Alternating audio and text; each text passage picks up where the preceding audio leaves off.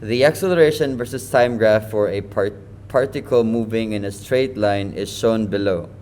The particle starts from rest at t is equal to 0. So therefore, from the first part of the problem, we are already given something that's very important. It's not very intuitive. It's not also explicitly mentioned there, but from the fact that it says the particle starts from rest, this is actually a statement that tells us that the initial velocity of the object is equal to 0. VI, initial velocity. Initial velocity, or the starting velocity. Again, other forms of this statement includes the particle does not move or the particle is stationary. All of these phrases would mean that the initial velocity of the object is 0. Now we are given an acceleration time graph in this problem. Then we are asked for the first question, what is the velocity of the object after 2 seconds? You're also given the formula, A is equal to Vf minus Vi over t, where A is acceleration. That's acceleration. Vf is final velocity. And we already know what Vi is, which is initial velocity. And t here is our time.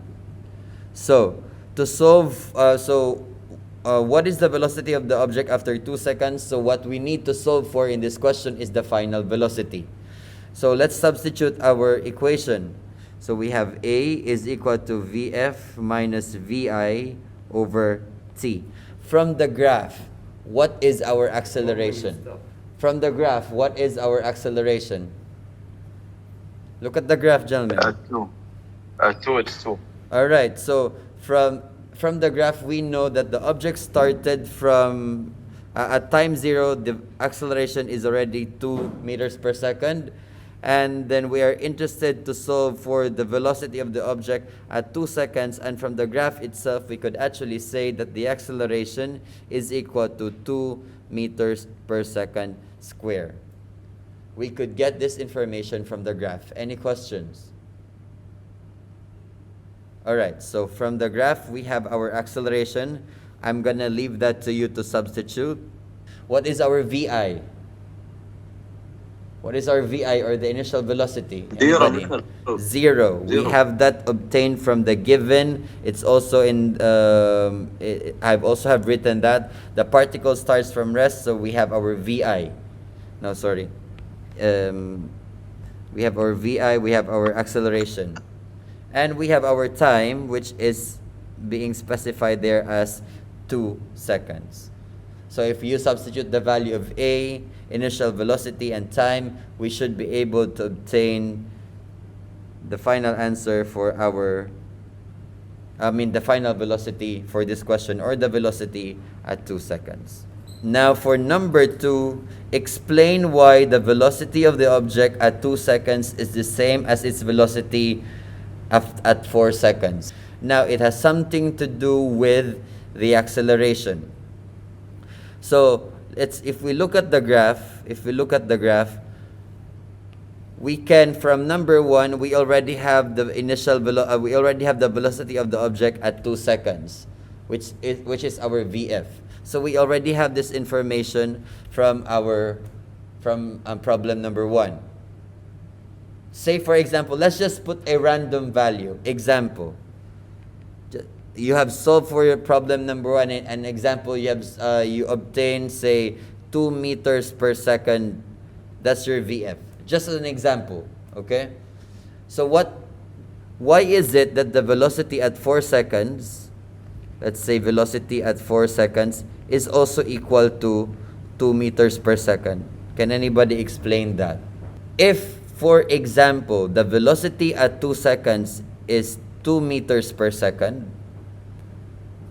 why is it that the velocity at 4 seconds, at this point here at 4 seconds, why is it that the velocity should also be 2 meters per second? Because, Mr. The car did not change anything between 2 and 4. What do you mean didn't change anything? It means it did not change its velocity. Why would you say that the velocity did not change? That's exactly that's exactly what I'm asking. What's constant? What's constant? Don't just tell me what it's constant or the line. Tell me what quantity is constant there. The acceleration is constant, that's correct, but there's Zero, another important word. It's constant, and you're correct. When you said that the acceleration is constant, but you're partly correct. Something else is missing there. It's constant and Zero. Zero. Good. Because the velocity from 2 to 4 seconds, it's constant, that's correct. It's constant and zero. It's constant because it's a straight horizontal line, and it's zero. Why is it zero? Because, Mr., it's at 0. Exactly. It's at zero right there. If you look at the graph, it's actually at zero. It's at zero, so the acceleration from 2 seconds, let me write that down here. The acceleration from 2 seconds to 4 seconds is in fact equal to 0 meters per second square. And where can we get this information? From the graph itself. And what does it mean when something has an acceleration of 0? Yes? Very good. When the velocity is constant. Because if the acceleration is 0, acceleration is defined to be the change in velocity in a given time interval. So if your velocity doesn't change, meaning to say your final velocity is equal to your initial velocity. So your final velocity is equal to your initial velocity. If you substitute, if you subtract your final minus initial, that becomes 0 divided by whatever the time is. Your acceleration becomes 0. So when an object has a 0 acceleration, it means to say that it's moving at a constant velocity. It does not necessarily mean that it's not moving. It could be moving, but it's moving with a constant velocity. And it is for that reason that whatever the velocity is at 2 seconds, which is in this case at this point there, the velocity of the object at 2 seconds, which is also the same as that point. Whatever the velocity that you have at 2 seconds is the same velocity that you will have at 4 seconds, because the acceleration is 0. And when the acceleration is 0, that means velocity is constant.